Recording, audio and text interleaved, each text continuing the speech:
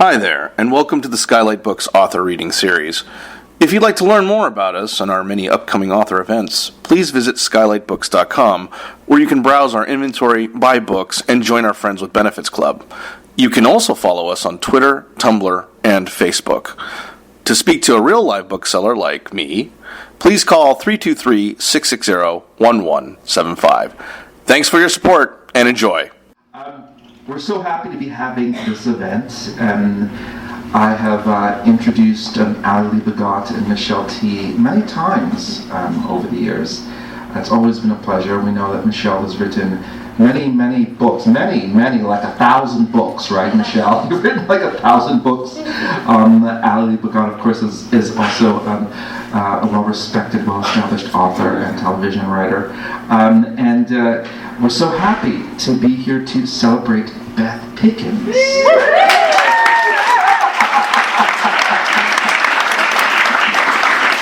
I had the pleasure of meeting all three of them and spending time with them at a queer retreat in Mexico. I was just telling somebody that Beth was the oil of this machine. She just kept things rocking and rolling. She made sure things were happening, and everything was on time. And we're so happy to be here to honor and celebrate her. Beth Pickens is a Los Angeles-based consultant for artists and arts organizations. She provides career consultation as well as grant writing and fundraising assistance to clients across Los Angeles. Also, I want to put out there, if you are a WCCW member, you do get a 10% discount. So just make sure you let us know that at the counter before you buy your book. Okay, so we're a sponsor of that organization, so please let us know. So, ladies and gentlemen, please welcome Michelle, Ali, and Beth.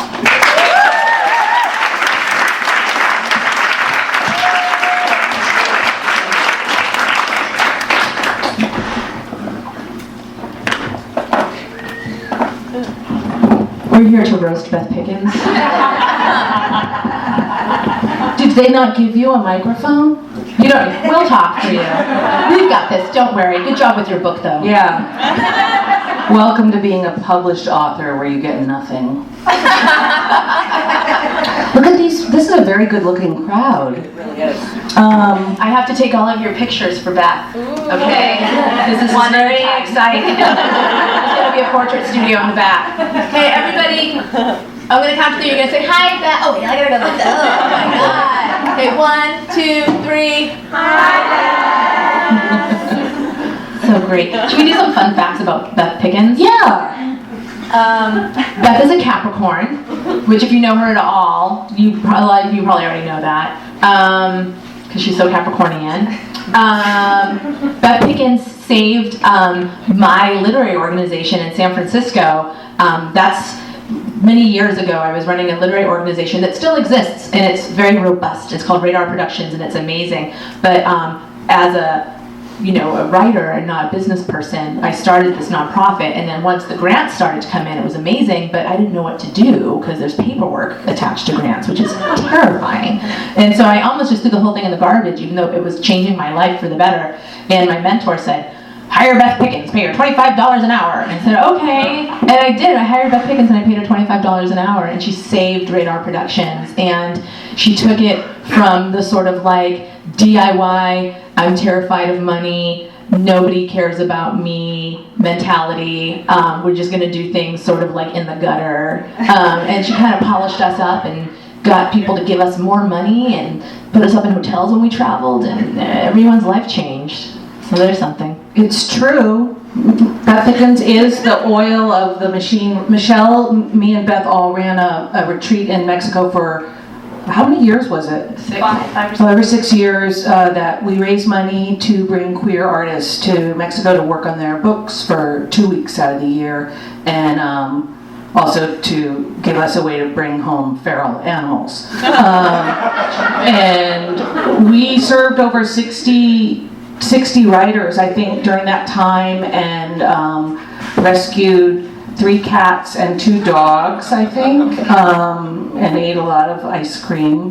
My favorite... Beth made ceviche. Yeah, Beth made Beth cooked ceviche. for everybody and made sure everyone got their plane on time and got picked up at the airport, right? It wasn't easy. We didn't help. My favorite Beth Pickens fact was a personal story she told me when she was little. She always wanted an American Girl doll, but because of your sad family, you didn't get one. And Beth would sit in her room and make invoices for how much it would cost to get the dolls, right? But listen, I'll give it to you. But what my point is that she's always been thinking about fundraising. Go ahead and... I'm going to introduce myself. Hello, everyone. My name's Beth Pickens.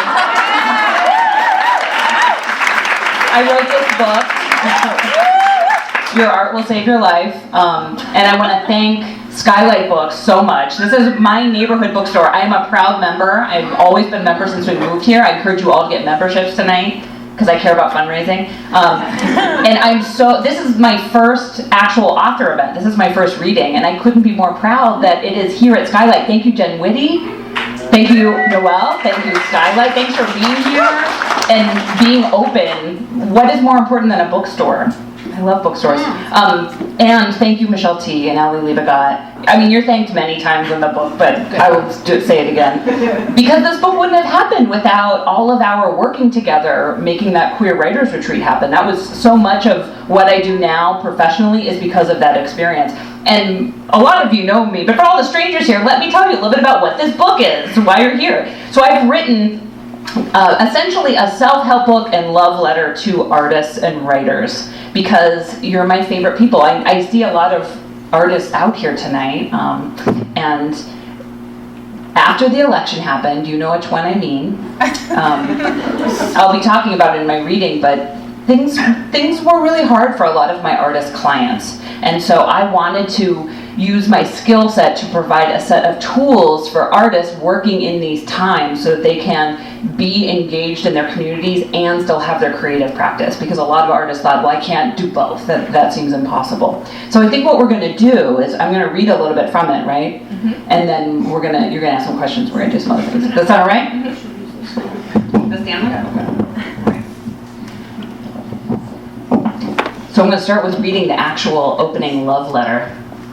Dear artist, you are holding my love letter to artists. Artists are the most important people in my life, and I need you to stay active and creatively engaged through this and all political shifts. Your art will help you navigate the world, and it will light the way for others. I have dedicated my professional and volunteer life to artists, especially those who are marginalized in the dominant art worlds. Women, queer and transgender artists, artists of color, low-income artists, emerging artists, dropouts, artists who never sell anything, and brilliant weirdos who make work that defies commercial understanding. I want artists to reflect the world back at me, interpret it, and create new worlds for me to imagine. After the 2016 presidential election, many of my artist clients said things like, maybe I should quit making art now. It's kind of selfish for me to focus on my art now. Or I should help people in a more effective way. These are expected grief responses to the shock and horror of our times, but I beseech you, do not stop making art. I need it profoundly. We all do.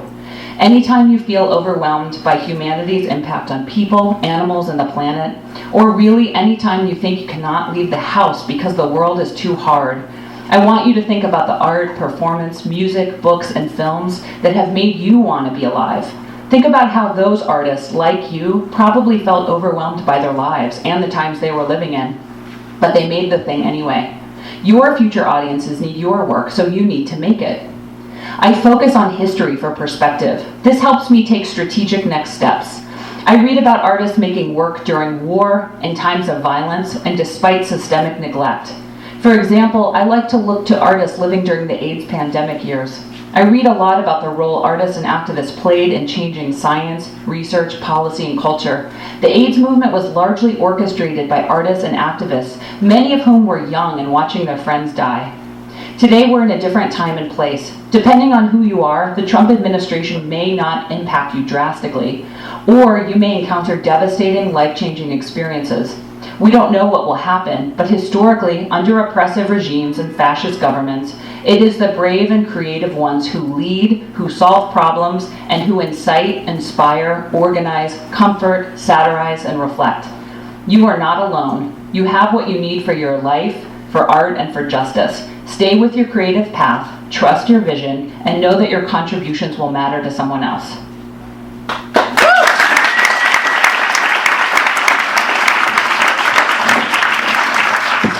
To ask you, since you have had your practice going for, it's been like over a year since the horrible election, have you seen any changes in the clients the artists that you work with that were feeling this level of despair a year and a half ago? I think with my artist clients, as they sort of resumed their lives after the initial sort of shock, they had to return to their practices. And some people made big changes to their practices because they wanted their work to have more overt political content, or they wanted it to reach specific audiences. But the artists who I see who are the most sort of satisfied with life are artists who, no matter what, they return to their practice and they make sure that that is a core part of their lives. I have a question. I have a question. I wanted to have like a little, I was going to represent Fox News all night sitting here. I was going to ask the hard-hitting questions. Why do we need art? But I'm not going to do that. Okay, I know that you're trained as a counseling psychologist, therapist person. What issues do artists have, and how do you treat them in your counseling? How does that vary from just regular non-artist people? What issues do we face? How crazy are we? So many issues. Artists have a lot of issues.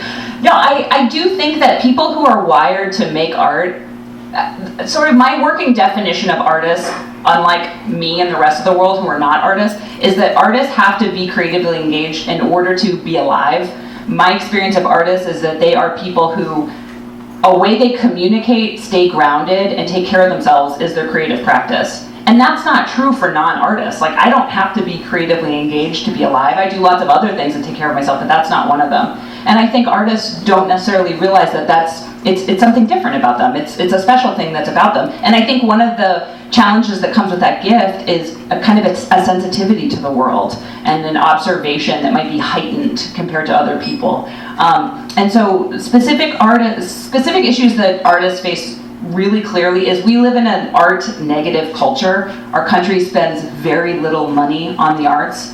Even our state spends only about 10 cents per person per year on the arts.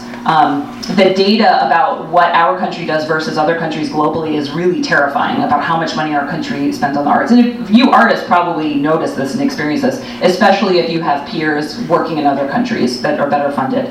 So that's a big one. Also, part of the art negativity or hostility is the belief that art isn't a real job, that it's not a vocation, that it's not labor, that somehow it's a hobby and not worthy of time and dedication and student loans and all the other things. And it's a confusing job. It's not, being an artist is not a job that comes with a clear sort of pay scale or entry in or growth. Whereas if you were an accountant or a salesperson, there might be a clear structure to your job, but that's not true for artists. And, for people who have other kinds of vocations, if they didn't do that vocation, they might find meaning other places and other parts of their lives. But for artists, if they stop making art, in my experience, their life quality declines. Is it true? It's totally true.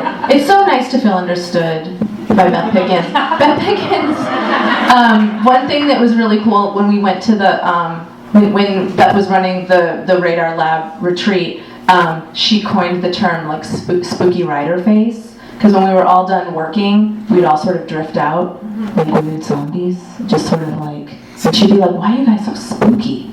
Are there other observations that you've had about us artists? I don't know, I guess this isn't the best question. Maybe a better question would be, there's that part in your book where you're talking about how important anger is, and then the next passage you're talking about how important joy is. And I'm thinking that is like what is tormenting so many of us right now, is that like it's hard to know, like, ugh, I should be really angry, oh, but that feels really toxic, it's hard to access joy, oh, I'm too happy, I'm not paying attention. Like, what do you do anything, or do you have tips on how to balance your anger to joy ratio? I mean, I take in a lot of art to facilitate anger, to facilitate feelings, because as a Capricorn, it's not easy for me to locate feelings. But art helps me do that. That's sort of one of the magical qualities of all kinds of art, is it facilitates feelings, it moves feelings through. So a thing I do a lot is I rely heavily on art to access anger, to access joy and humor. I write about that, and I can read that passage if that would be something you'd like. I would love that. Okay, so I have a section in this book called Election Aftermath, Post-Election Illuminations, and these came from, so after the election I wrote this pamphlet called Making Art During Fascism, and that pamphlet grew into this book, as did some self-help writing that I had been doing before the election. And I was having a weekly free drop-in group at the Women's Center for Creative Work, where artists and anybody else who was feeling really lost could come and sort of talk about their experience of the week and what was happening politically. Because you remember, right after the inauguration, it was like thing after thing after thing. It was just rapid fire, and it felt like emotional bullets hitting everyone I knew, and people were really stunned and overwhelmed with their rage. And rage is an exhausting experience. Your body and mind can only handle it for so long, and then you collapse. You can't sustain that feeling for very long. It has to transform into something. So at this group, artists would come and sort of talk about what was going on for them, how they felt about it, and what they wanted to do about it in a realistic way. And one day, some artists brought up the concept of feeling guilty about having fun. And so that's what this section came out of. You still need joy. The Sunday after the first Muslim ban, I led my weekly gathering for artists and activists. I asked everyone to introduce themselves and identify a question they wanted to bring to the group. One woman in attendance asked if it was wrong to have fun now. She explained that she'd been out to dinner with her friends a few hours after the executive order was announced. She was laughing and enjoying herself when suddenly she was overcome with guilt, awash with shame. What right did she have, she wondered, to have a great time while the rest of the world seemed to be falling apart? We all nodded emphatically, navigating the mindfuck of having a good life while the new administration puts entire populations at risk. This was a deeply human and very much shared experience. So we talked about it. I asked the group if anyone had similar experiences, and everyone raised their hands. It seemed we all wondered how to balance the continuity of our lives, goals, and dreams while keeping on top of Trump's disastrous first 100 days. A few key ideas emerged from this vital conversation that help me on a daily basis. One life to live. It's not just a soap opera. As far as we concretely know, we just get this one life, a limited time on the planet, and it's not clear how long our individual spans will be. No matter what's happening in the world, in your community, in your household, it's up to you to move ever toward a joy-filled and satisfying life, whatever that means to you. Why? Because this is your life, and you cannot put it on hold because of assholes in power. Assholes, after all, have always been in power. Anger isn't action, and misery isn't solidarity. This is a concept I must relearn every week because it's easy to forget. The social inequities, humanitarian crises, and environmental decline of our times make me angry and very unhappy. This is a normal reaction to circumstances around me. I have to feel and express feelings like sadness, anger, and disgust. I also want to understand that those feelings aren't actions and do not replace outward activism, nor do they give me the same positive benefits of working with community. In a similar way, feeling unhappy and outraged is not necessarily solidarity. There are outward expressions that can contribute to a larger media-based or in real life sense of solidarity, but simply staying unhappy because I believe others feel that way is not being politically aligned with them. Asking how I can be of service and then taking those action steps is a concrete way to be in solidarity. Anger is real and necessary, and it can be transformed into fuel. I want you to feel and express anger in safe and effective ways. So many people are discouraged from and punished for expressing anger. Women and Black people come immediately to mind. But feeling the full range of your feelings and expressing them in ways that support your overall well-being are, I believe, vital human rights. Anger is an inevitable and natural response to injustice, so stuffing it down and shaming yourself for being angry is not realistic. Anger produces energy in the body that can be used in your artwork, in exercise and movement, and committing to outward action supporting vulnerable communities. Finally, a joy-filled life leads to sustainability in social justice work. Burnout is real and it is a bummer. When we overcommit, say yes when we mean no, resent the people we aim to collaborate with or serve, and neglect other parts of our lives, we are on a fast track to burnout. In simple, concrete terms, this is a waste that shortchanges communities. If you burn out quickly and early, you will be kept from important future work. It's a bad model for your friends and collaborators too, and an epidemic of burnout can spread through activist circles. Supporting healthy, balanced activism in your social circles helps reduce burnout. Infusing a lot of fun and joy into your life will also reduce burnout. Fun is not optional, and joy is not a luxury. This is actual anti-burnout strategy. That's all I have.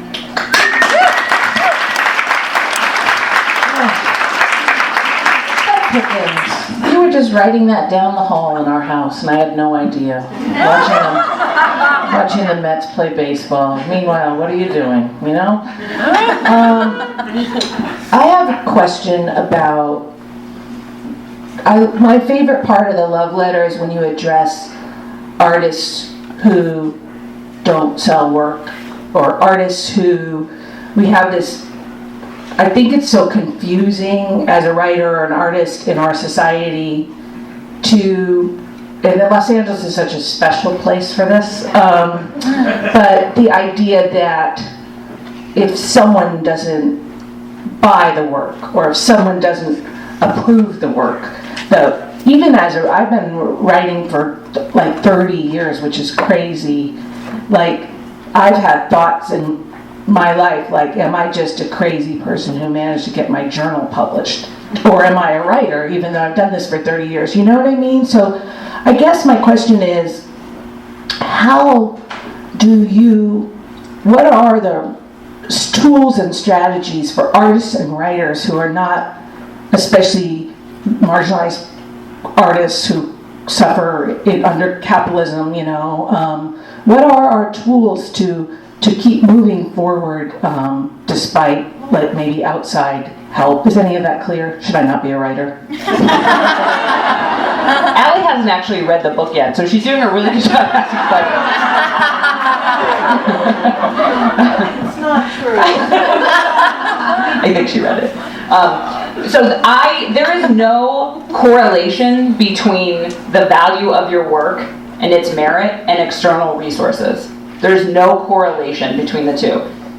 Dumb shit all the time ascends. We see popular culture, and a lot of it's really bad. And really brilliant things go neglected and never funded. You said that. Look around you, lots of dumb shit gets money and fame. It's true. So there's no correlation. And sometimes there's justice and really incredible work really ascends, and the artist gets lots of resources and support, and the work gets to a lot of people. And that doesn't always happen. So that's on the table. But the thing I would say, that I say to artists all the time, and it's in the book, is that artists have 3 basic needs in my mind. One is you have to keep making your work. No matter what else, you have to keep making your work. You have to be in your practice. You will become unwell if you stop making your work. The second is you need a community of artists who also want to be making work and want to have a creative career. And then the third is you have to take in lots of art. You have to be in the world of art. It's part of your job to see what's happening in the world, who's doing what in what form, and to be familiar with it. So those are, it's like a stool, like the kind you sit on. So whenever I first meet a new client, one of the things I do is identify, are those things in balance for the person? Are they making work? If not, that's the first thing we do, is we got to get them back in the studio, back to writing, back to making things, with no pressure or expectation of what happens with the thing. And then sort of survey their community and whether they need to increase it. Do they need more artists in their lives? Are they isolated? Most artists and writers are isolated. That's a very common experience. And then the third is being out in the world and seeing work. Did that answer your weird question? When you first started doing promotions for this book, you started doing this great thing on Instagram where you would post art that really moved you and talk about the impact it had on you. It was so inspiring, and it made me want to see that art, and it made me think differently, or about the art that I've seen. Is there anything, what have you seen lately? Is there anything that's like really jazzing you right now? Oh my God, so much. We're so lucky to be in Los Angeles. Like, this is the U.S. epicenter of contemporary art right now. It's incredible, the number of places to see work for free, too. And artists, there was already a huge thriving community here, and then the past 10 years, we've had this huge influx of more artists. So we're really lucky to be here, and it's really easy to go see work. And I used to live in mid-Missouri, in a place where if I wanted to see contemporary queer art, I had to bring it to town, which is how we met. And that's how we met, too. Was bringing art to town so I could have it in my life.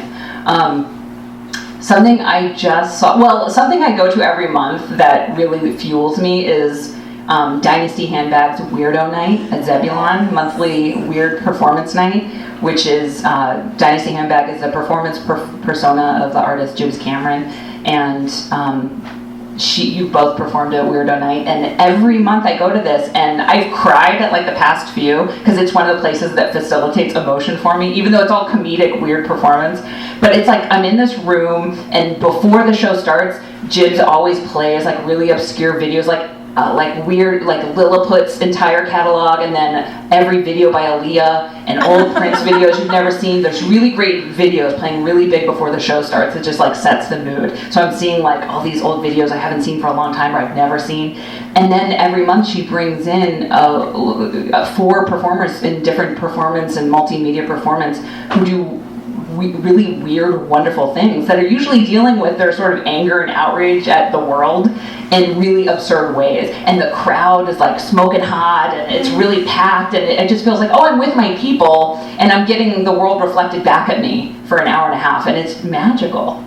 That's something I highly recommend. It's the best $15 you'll spend every month. True. Gosh. I was just thinking about that Prince video I was seeing last time there. I have another question about artists and the nuts and bolts of making a living. So,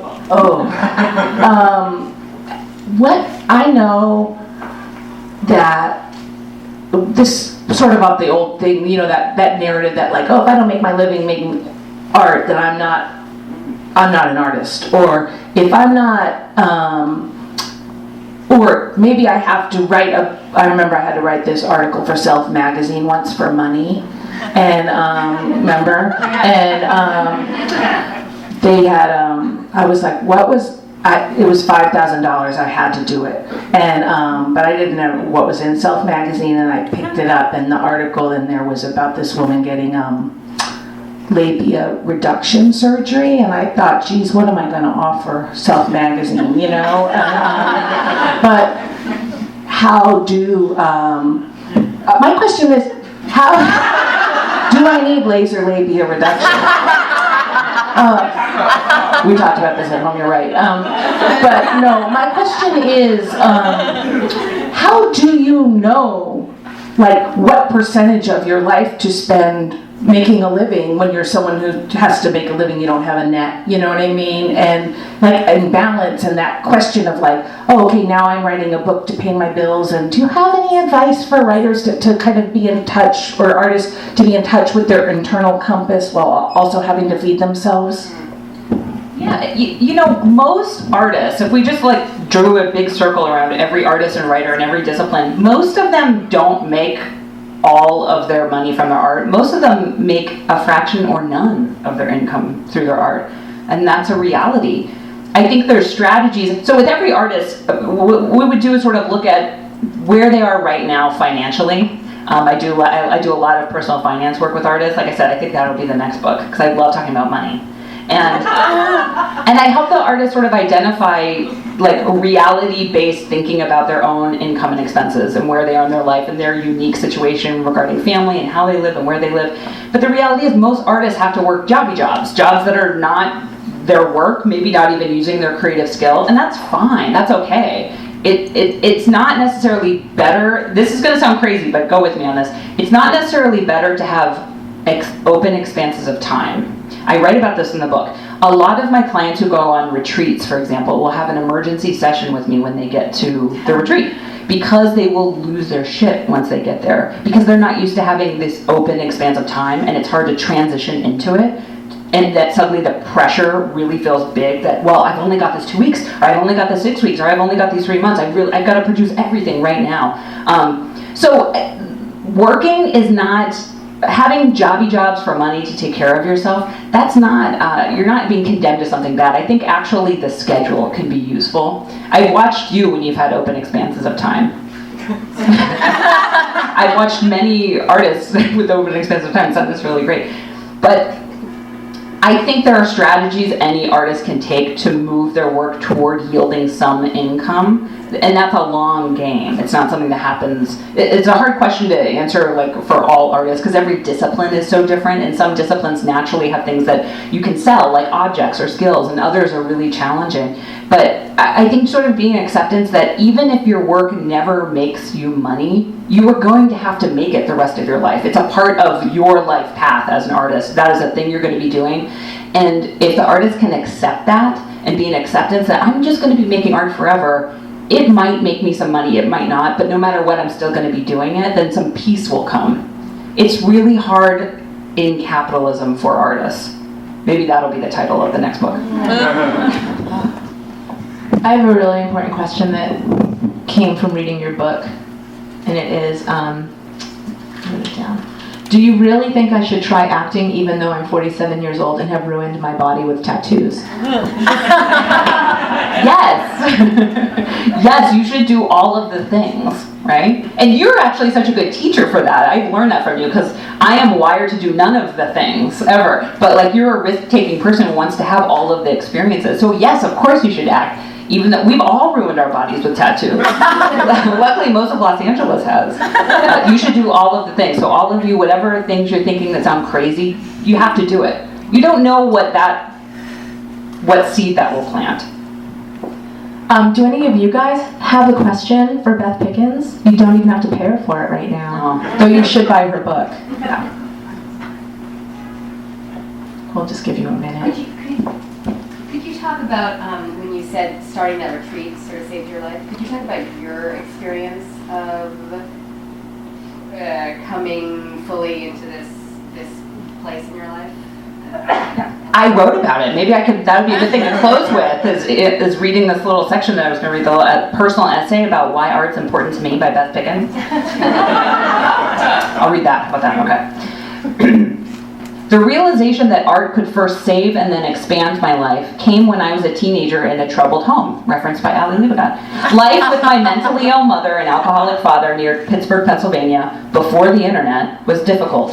A smart, queer feminist without the language to talk about any of it, let alone identify with those lineages, I was profoundly depressed and mostly miserable. I ached for art and counterculture, but those were really hard to come by in small Rust Belt towns in the 90s. I read books, made zines, bought 45s, and ordered sub-pop record catalogs out of the back of Spin magazine, which at the time was a wonderland filled with mysterious ads for things like the Anarchist Cookbook. Then, in 1994, the Andy Warhol Museum opened in downtown Pittsburgh. I was 15 and fortunate to be present for the museum's midnight opening, thanks to my neighbor Carol, an artist and public school art teacher who saw in me a deep need for connection to something beyond what was available in my sad town and busted school. Something new was born in me that night as I wandered the museum from top to bottom, looking at Warhol's iconic and more obscure works, obsessively combing through the gift shop, gawking at the drag queens and kindred freaks clamoring to explore this unfathomable building. That museum opening uncovered an intuition stifled by my surroundings. There would be places I belonged, and there were communities I must find. Back then I could barely understand, let alone articulate, what was so important to me about the museum, but now I know it clearly. It was a history and lineage of queer art. Andy Warhol made an exciting life for himself despite his impoverished Pittsburgh upbringing. I saw color and humor and possibilities for a better future. I saw strange people who made their own world, and it looked wild and limitless. I saw political discourse and tongue-in-cheek paintings, sculptures, and drawings. The Factory, Music, Art, Women, Style, Humor, Sex, and Outrageous Drugs. I just had to turn 18 and move away. That became reason enough to live through my remaining years in high school.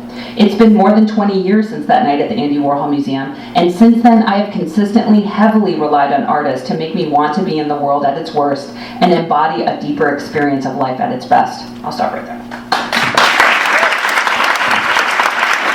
Beth Pickens, everyone.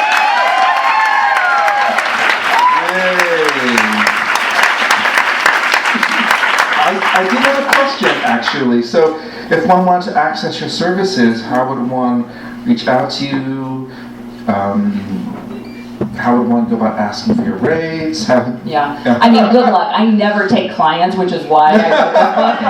Because I very rarely take on new clients, and so one of the reasons why I wrote this book, and I do a lot of workshops, is because of that fact. But you can write to me through my website. You can send me questions on my Instagram at Beth Pickens Consulting. I answer them there. Artists write to me all the time from all over the world with lots of questions, and I answer them.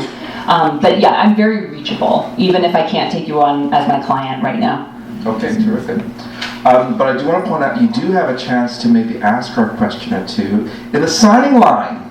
So feel free to do that.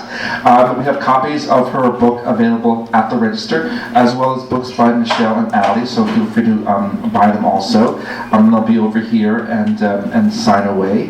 What we'll do is, if you are a Friend with Benefit, which is a membership program, if you are a member of Skylight Bookstore, one of the joys you get to have is to get your book signed. So signed first. So please make sure to line up against social science.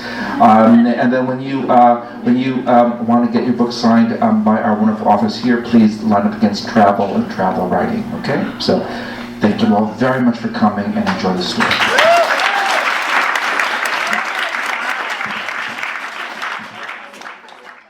You've been listening to the Skylight Books author reading series. Don't forget, you can listen to this and all of our other great podcasts at skylightbooks.com. Thanks again for stopping by, and we hope to see you soon.